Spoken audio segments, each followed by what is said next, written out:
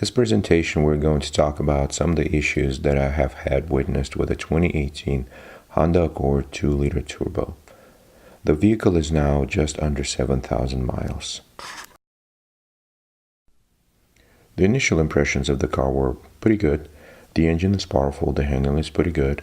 The exterior design overall seemed to indicate that Honda is learning how to design cars again after a decade of pretty lackluster designs. Interior room in the vehicle, especially in the back, is better than Mazda 6, which was the top contender to the Accord in 2018 for a number of reasons. But then, just after a few hundred miles of ownership, some issues started to manifest. The vehicle has started to have issues where the transmission would slam periodically and shudder with regularity. We'll talk about this in more detail later. The vehicle also has started to have a smell of burnt oil every time it was driven. Again, we'll talk about this in more detail in the next slides.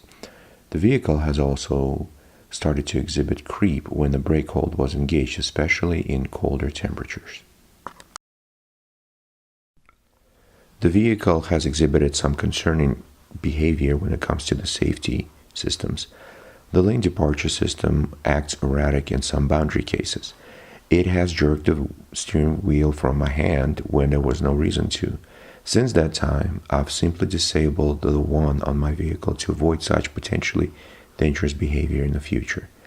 The front-facing sensor on the grille becomes easily disabled by smallest amounts of ice. This is also a safety issue, which I wonder if that will be addressed in the future iterations of this vehicle. As far as structural and design issues, the vehicle is extremely noisy. I don't know if this is due to poor choice of tires, lack of sound insulation, or both. There's a couple of rattles that have developed in areas where they should not, and this is specifically above the driver's and the passenger's shoulders where the seatbelt is mounted. And this was fixed by a mechanic, but the rattle is starting to develop again, so this seems to be a problem with the design of that component. The hood on the vehicle does not sit flush. The body shop that I have worked with has indicated that Honda has failed to build in the usual adjustments. For example, the height on the hood of the hinges cannot be adjusted as the bolt design has been changed from what the body shop has told me.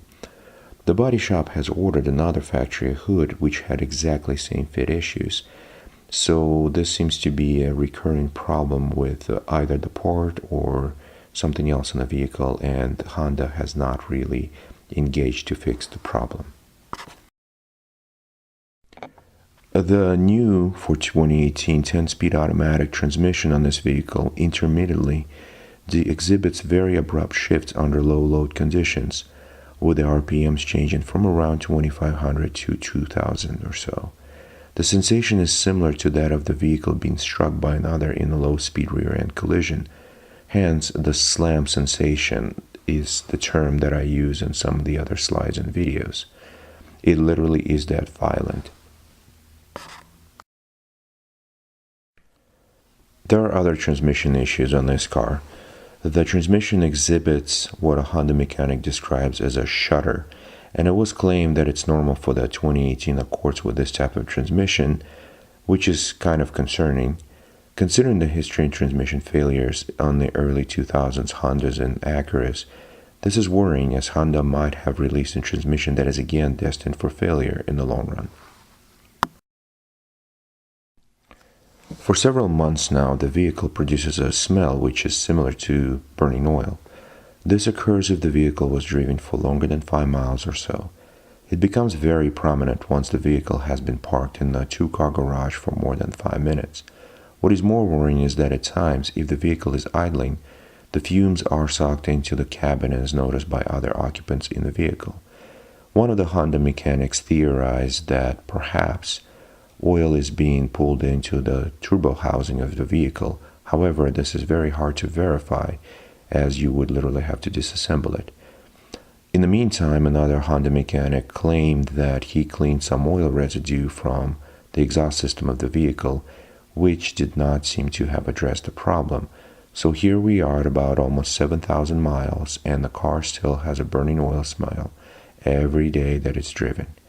So far, Honda has failed to address this issue. The head unit on this vehicle has frozen in the past, and at one time there was no way to restart it without actually restarting the vehicle. This is actually a safety issue, as this happened while driving and I had to pull over to restart the car in order to restart the head unit.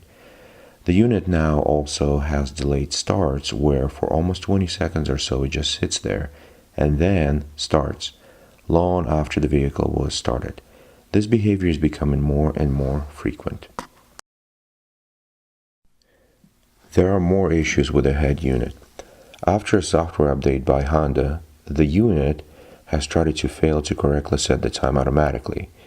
That is, it will set the time to EST, Eastern Standard, instead of MST, Mountain Standard, which is where the vehicle is located. The unit frequently fails to connect via Bluetooth and exhibits a rather quirky behavior with music playback at times, as if suffering from interference which other Bluetooth devices are not susceptible to. The interior noise on this vehicle is simply terrible. At certain speeds it's just as uncomfortable as the noise inside a plane. This is in part due to poor choice of tires, the Goodyear Eagles. The 2018 Accord seems to also have minimal, if any, amount of sound insulation, and the noise problem is very, very dependent on which surface you're driving on, and some are better than others, but sometimes there is just very, very extreme increase in noise. And I have had people complain that they're having trouble hearing me when connected on Bluetooth because of the noise. Hence, I've stopped using the phone via Bluetooth. This is a potential safety issue. Again, when talking to Honda about this, it doesn't seem like they're willing or will be doing anything about this, even on the future versions of this car. As far as the exterior design, the front grille is a mishmash of what seems to be 3 or more different designs.